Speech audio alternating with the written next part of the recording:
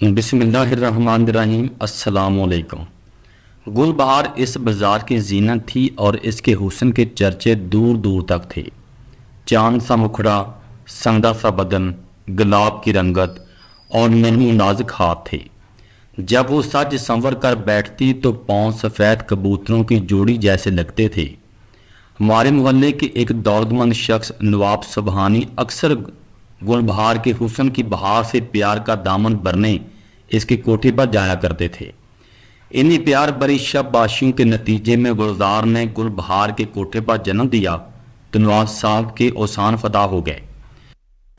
اپنی بیٹی کو کوٹھے کی زینت بننے سے بچانے کی خاطر خاندان بھر کی مخالفت کے باوجود انہوں نے اس کوٹھے سے والی سے نکاح کر لیا اور اسے کوٹھے سے اتار کر اپنی نئی کوٹھی میں لے آئے۔ یہاں بھی اس کے حسن کے چرچے سارے خاندان میں پھیل گئے۔ نواب صاحب 60 کے سن میں تھے اور یہ نوخیز گلی 17-18 برس کی تھی۔ کچھ دن تو دولت اور عیش و عشرت اس کی من کو بائی، پھر ان چیزوں سے جی چرانے لگا۔ نواب صاحب پہلے سے شادی شدہ اور 2 بیویوں کے شوہر تھے جن سے 7 جوان اولادیں تھیں۔ وہ اپنے فرائض کی وجہ سے گل بہار کو زیادہ وقت نہ دے پاتے تھے۔ بطور ایک پڑوسن اور رشتہ دار گل بہار کو دیکھنے گئی تھی۔ چاند چہرے والی حسن پری پھولوں کی لڑیوں سے ڈکی مسحری پر سمٹی بیٹھی تھی۔ یہ گلبدان میرے من کو بائی، مگر جلد ہی اس کے حسن کے چرچوں میں اس کی آوارہ مزاجی کے رنگ بھی بھرے جانے لگے۔ یہ بات نواب صاحب کو کب گوارا تھی، مگر وہ گلزار کی خاطر صبر کا کڑوا گھونٹ بڑے چپ تھے۔ زندگی بھی تو ایک بے وفا شے ہے، حسن تو بے وفا کہلاتا ہے، لیکن زندگی اس سے بھی زیادہ بے وفا ہوتی ہے۔ ایک روز جب نواب صاحب اپنی ذاتی گراؤنڈ میں پولو کھیل رہے تھے، گھوڑے سے گر کر زخمی ہو گئے اور یہ حادثہ پھر ان کے لیے سفر آخرت کا باعث بن گیا۔ حادثے سے ان کی ریڑھ کی ہڈی پر چوٹ آئی تھی۔ آپریشن ہوا تو شفا یابی کے بجائے جان چلی گئی۔ اب گل بہار بیگم آزاد تھی۔ وہ نواب صاحب کے ایک دوست فدا یاب کے ساتھ گھر سے چلی گئی۔ گلزار کو بھی اپنی ہمراہ لے گئی۔ نواب صاحب کے خاندان والے تو پہلے ہی اس کے خلاف تھے، انہوں نے ان کے جانے کی پرواہ نہ کی اور بڑے بیٹے نے کوٹھی کو اپنے تحویل میں لے کر تالا لگا دیا تھا۔ فتح یاب کے ساتھ بھی گل بہار کا زیادہ دنوں تک نباہ نہ ہو سکا کہ وہ خاتون خانہ بن کر رہ نہ سکتی تھی۔ اسے کسی مرد کی طرف سے معاشرتی پابندیاں قبول نہ تھیں، لہذا بہت جلد باری حق مہر دے کر انہوں نے گل بہار سے نجات پا لی۔ علیحدہ گھر لے کر وہ ایک آزاد اور خود مختار زندگی گزارنے لگی۔ گلزار سنگھ یاب صفت کی ماں بیٹی تھی۔ ہوش سنبھالتے ہی ایسا رنگ روپ نکلا کہ گلی محلے کے لڑکے پروانوں کی طرح گھر کے چکر لگانے لگے۔ تاہم ماں نے یہ تہیہ کر لیا کہ وہ بیٹی کو زیر تعلیم سے آراستہ کرے گی، کیونکہ یہ ایک نواب کی نشانی تھی۔ اس قیمتی نشانی کو سر عام وہ دلدل کا پھول نہ بنانا چاہتی تھی تاکہ اس کا اپنا بڑھاپا بھی محفوظ ہو جائے۔ اسی کارن تو اس نے شرفا کے محلے میں گھر خرید لیا تھا، جہاں اس کے 1-2 چاہنے والوں کو ہی ملاقات کے لیے رسائی ملتی تھی۔ اس نے گلزار کو ایک اچھے اسکول میں پڑھایا اور جب اس نے شاندار نمبروں سے میٹرک پاس کر لیا تو کالج داخلہ کرا دیا۔ گل بہار نے گلزار کے ایک چچا سے رابطہ رکھا ہوا تھا تاکہ نواب صاحب کے رشتہ داروں کو باور کرا سکے کہ اس نے ان کے خاندان کے ناموس کو مٹی میں نہیں ملایا، بلکہ نواب صاحب کی بیٹی کو پڑھا لکھا دیا ہے تاکہ اس کی شادی کسی اچھے اور عزت دار گھرانے میں ہو سکے۔ دراصل وہ یہ بھی چاہتی تھی کہ نواب کی جہانگیر و جائیداد سے گلزار کو بھی اس کا شرعی حق ملے اور دوران میں اگر خاندان والے کوئی اچھا رشتہ لائیں تو بیٹی کو بیاہ کر اس کے باپ کے خاندان میں واپس بھیج دے۔ 9 عمریں تھی، باقی عمر سنبھالی نہ گئی۔ نواب صاحب کے مرحوم ہوتے ہی اس کے گھر سے نکل بھاگی۔ اب بڑھاپے کی چاپ سنائی دے رہی تھی اور بچی جوان ہو گئی تھی۔ اپنی اس غلطی کا ازالہ بھی کرنا چاہتی تھی، تبھی بیٹی کی عزت کو بہت سنبھالتی تھی۔ یہ کانچ کی گڑیا غلط ہاتھوں میں جا کر ٹوٹ نہ جائے۔ گلزار لاکھ نگرانی میں پلی تھی، لیکن جوانی دیوانی ہوتی ہے۔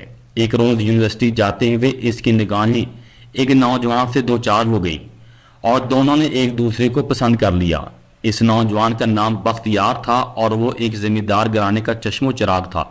دونوں ایم اے کے طالب علم تھے اور روز ملاقات ہوتی تھی تو محبت بھی گہری ہوتی گئی۔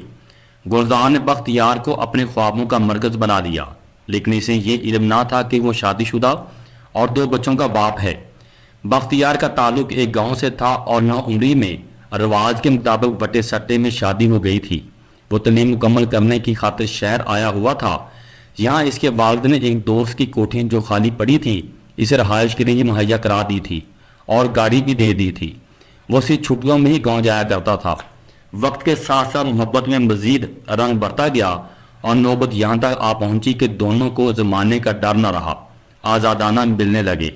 وہ اسے اب ہمیشہ کے لیے اپنانا چاہتا تھا مگر مجبور تھا۔ خاندانی بندشیں رکاوٹیں بنی ہوئی تھی۔ بہت سوچتا تھا تو دماغ چکرانے لگتا تھا۔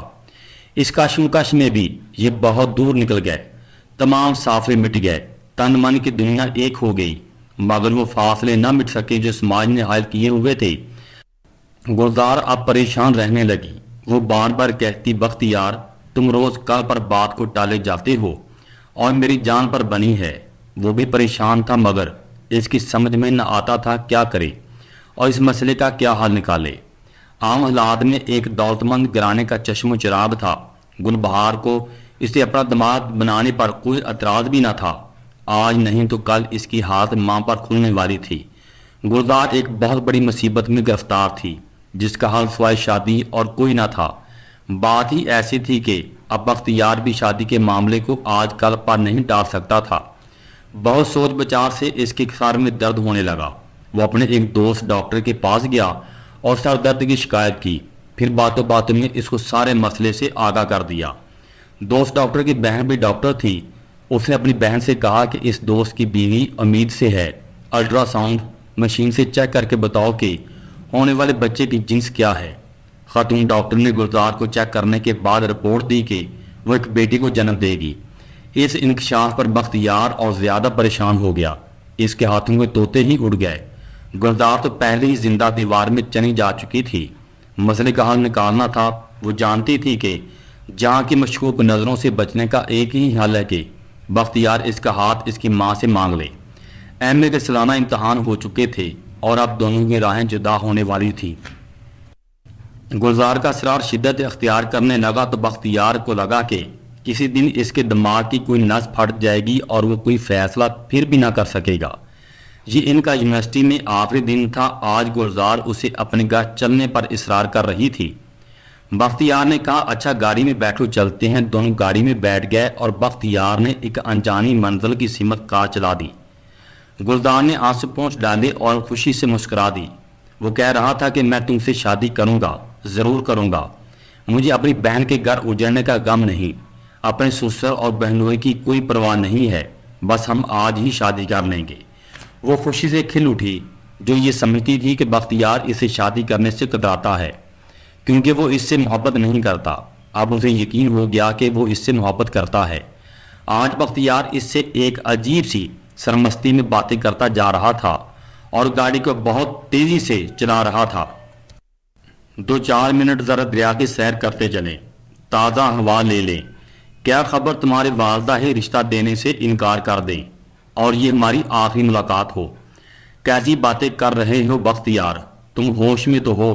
اگر انہوں نے انکار بھی کیا تو کب پیچھے پلٹنے والی ہوں، تمہارے ساتھ نکل بھاگوں گی۔ تم تو خواہ خواہ پریشان ہو گئی ہو۔ وہ اسے حسین خواب دکھانے لگا مگر ایک بے یقینی کے لہجے میں، جیسا کہ اسے خود بھی ان خوابوں پر یقین نہ ہو، جیسے وہ خود سے جھوٹ بول رہا ہو، اسے اور خود کو بہلا رہا ہو۔ ایک دم سے رفتار تیز کر دی اور کہا کہ اگر میرے ہاتھوں سے یہ زندگی چلی جائے گی تو ہماری محبت بھی امر ہو جائے گی۔ فضول باتیں نہ کرو اور گاڑی روکو ورنہ ہم دریا میں جا پڑیں گے۔ پل پر تیز گاڑی چلانا منع ہے۔ اس نے آئین پل کے کنارے گاڑی اور تیز کر دی، یہاں تک کہ ہاتھ اسٹیئرنگ پر بے قابو ہو گئے اور اس مذاق میں ان کی کار سامنے سے آتی بس سے جا ٹکرائی۔ گاڑی پل کی ریکنگ کو توڑتی دریا میں جا گری۔ اس حادثے کے چشمدید بہت سے لوگ تھے۔ وہ بھاگ کر موقع پر آ گئے لیکن کوئی بھی ڈوبتی لڑکی کو نہ بچا سکا۔ وہ فضا میں ہاتھ بلند کرتی رہی مگر دریا کی تند موجیں اسے موت کی وادی میں کھینچ کر لے گئیں۔ بختیار البتہ تیرتا ہوا کنارے تک آ گیا۔ لیکن پھر وہ تھک گیا اور ڈوبنے لگا۔ تبھی ایک ملاح نے کشتی سے چھلانگ لگا کر اس ڈوبنے سے بچا لیا۔ لڑکی کی تلاش کی گئی، جلد ہی اس کی لاش کو ایک تنکے کی مانت لہروں نے سطح پر اچھال دیا۔ پوسٹ مارٹم میں انکشاف ہوا کہ وہ امید سے تھی۔ کچھ دن تفتیش کا سلسلہ جاری رہا، پھر یہ داستان ماضی کا حصہ بن گئی۔ ہسپتال سے اسے قبرستان لے جایا گیا تھا۔ وہ ساتھ گئی اور بیان کرتی جاتی تھی۔ اس کے بین عرش تک جا رہے تھے کہ یہی اکلوتی بیٹی اس کی زندگی کا واحد سہارا تھی۔ اس حادثے کے بعد گل بہار کو چپ لگ گئی تھی۔ وہ جب تک زندہ رہی اس نے کسی سے بھی کلام نہ کیا۔ جیسے ہی اس کی قوت گوئی اس کی بیٹی کے ساتھ فرشتہ اجل لے گیا تھا، بیٹی کے بعد وہ صرف 5 برس جی سکی اور ایک روز اپنے گھر میں مردہ پائی گئی۔ شاید کہ اس کا دل کا کوئی مرض تھا۔ تاب تنہائی میں ایک رات اس کو ہارٹ فیل ہو گیا تھا اور وہ اس بے رحم دنیا سے منہ موڑ کر چلی گئی تھی۔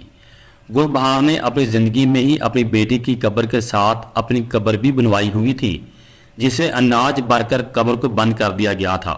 پڑوسیوں کو وصیت کر دی تھی کہ جب میں مروں مجھے میری بیٹی کے برابر ہی قبر میں دفن کیا جائے۔ جب پڑوسیوں نے اس کی بیٹی کی قبر کے برابر دفن کیا تو شاید گل بہار کی بے چین روح کو قرار آ گیا ہوگا، مگر پڑوسیوں کی آنکھیں اشک بار تھیں۔ سنا ہے آج بھی جب سال میں ایک بار بختیار گلزار کی قبر پر فاتح کے لیے جاتا ہے تو گل بہار کی قبر پر فاتح خوانے کا اہتمام ضرور کراتا ہے، اس سوچ کے ساتھ کہ شاید اس طرح اس کی محبوبہ کی روح کو